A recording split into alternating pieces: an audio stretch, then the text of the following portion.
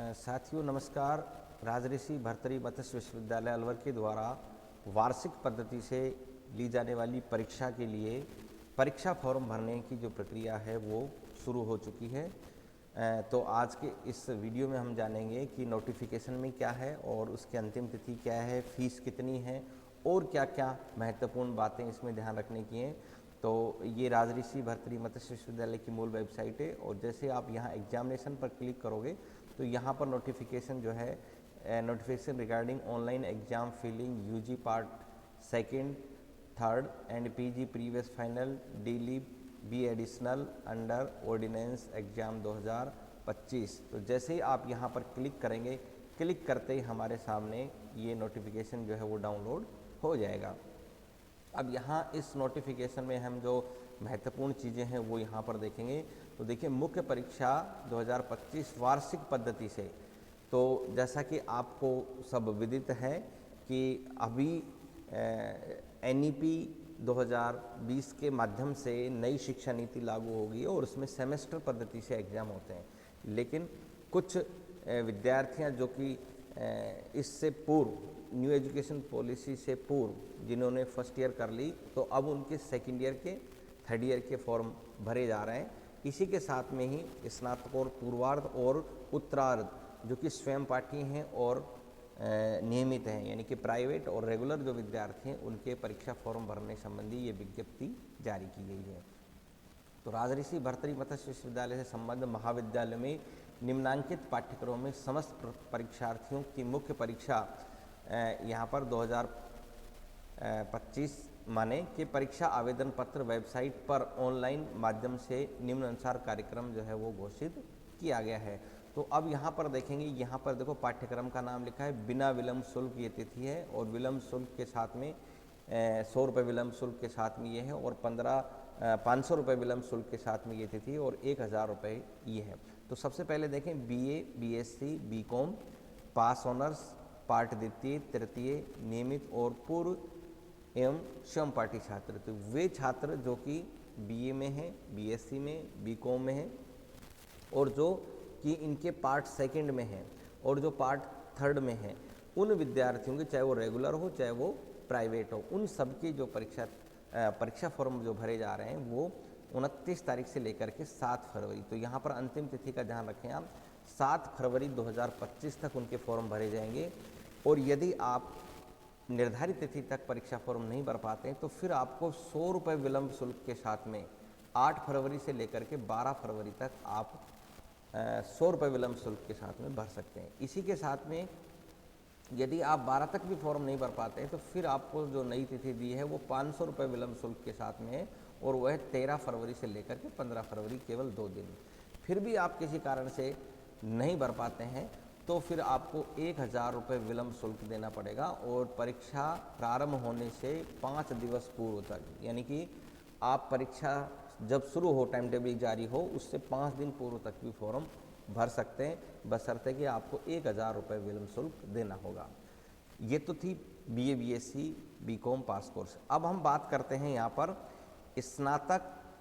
स्नातकोत्तर जो है, स्नातकोत्तर यानी कि MA और MSc के जो विद्यार्थी हैं नियमित और पूर्व छात्र, समस्त स्नातकोत्तर मतलब इसमें BCom, MCom भी आ गई और MA भी आ गई, किसी भी विषय के अंदर वो हो, तो यहाँ सेम तिथि है, ये ध्यान रखना है।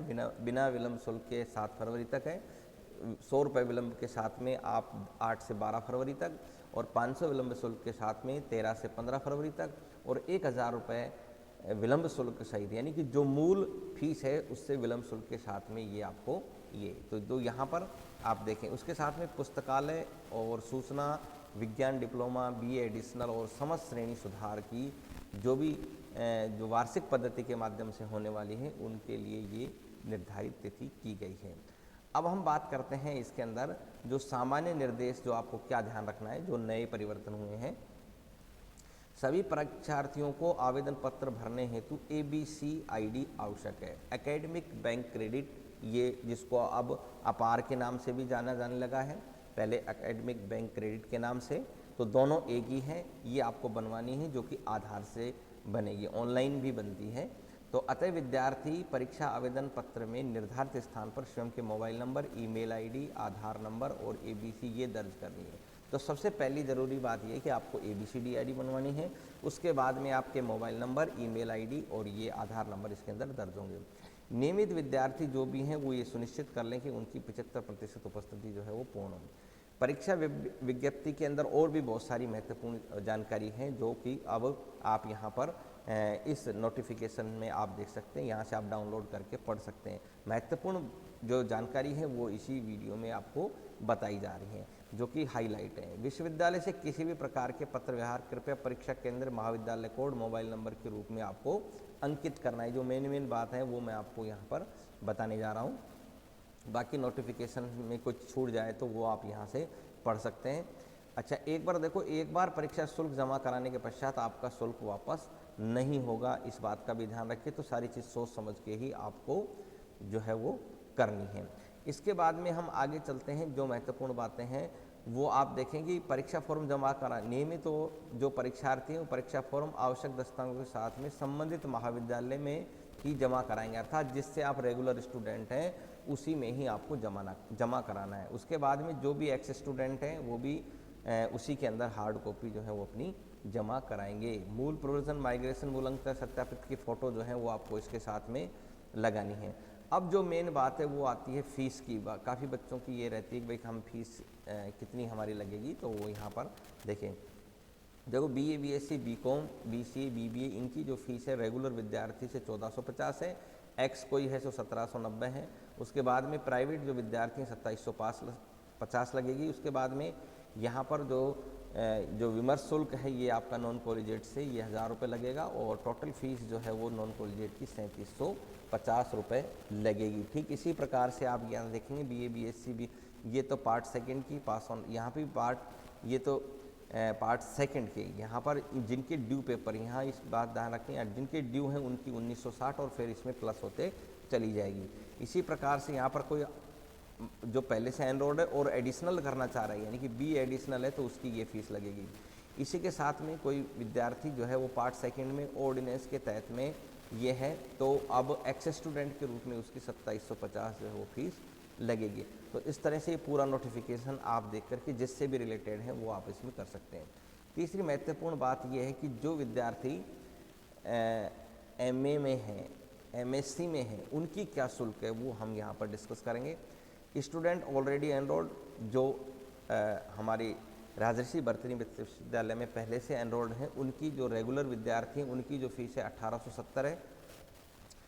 और यहाँ पर यदि कोई एक्स स्टूडेंट हो जाता है तो उसकी 2120 रुपये है। नॉन कॉलेजिएट अगर कोई प्राइवेट विद्यार्थी तो उसकी जो है 3070 रुपये जो है वो फीस लगेगी। रेगुलर की लगेगी 1870 रुपये, और अगर कोई प्राइवेट है तो उसकी 3070 रुपये लगेगी।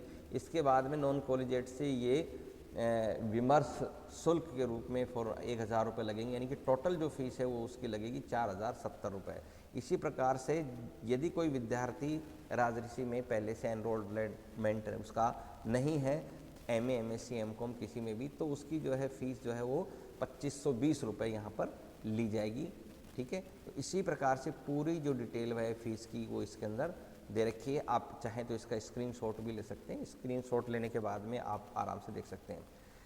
विश्वविद्यालय में नामांकन नहीं वाले अगर कोई विद्यार्थी इसमें एनरोलमेंट नहीं है तो परीक्षा थी निम्नानुसार शुल्क का भुगतान उसको करना पड़ेगा। एनरोलमेंट फीस के 340 रुपये हैं और एलिजिबिलिटी के भी 340 रुपये हैं। तो ये इसके अंदर आपकी जो फीस है फॉर्म आप भरेंगे उस समय उसके अंदर जुड़ जाएगी। इसी प्रकार से स्नातक और स्नातकोत्तर के जो विद्यार्थी हैं उनके प्रैक्टिकल की जो फीस है वो अलग से ली जाएगी। पर प्रैक्टिकल में 170 रुपये रेगुलर से, और एक्स है तो भी 170, और नॉन कॉलेजिएट है तो भी 170 रुपये आपसे लिए जाएंगे। इसी प्रकार से स्नातक और स्नातकोत्तर के जो विद्यार्थी हैं, यदि मान लो विज्ञान संकाय में है, कला संकाय में, भूगोल में, तो विज्ञान संकाय में 1500 रुपये प्रैक्टिकल के प्रायोगिक परीक्षा का प्रशिक्षण है वो लगेगा, और 1000 रुपये कला संकाय वालों का, और भूगोल के जो विद्यार्थी हैं वो 2000 रुपये।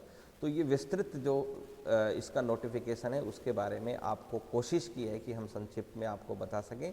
यदि ये वीडियो अच्छा लगा है तो उसको लाइक सब्सक्राइब करें, और जैसे ही आपके नोटिफिकेशन और कोई आएगा अपडेट आपको इस चैनल के माध्यम से मिलती रहेगी। वीडियो देखने के लिए बहुत बहुत धन्यवाद। Thank you very much.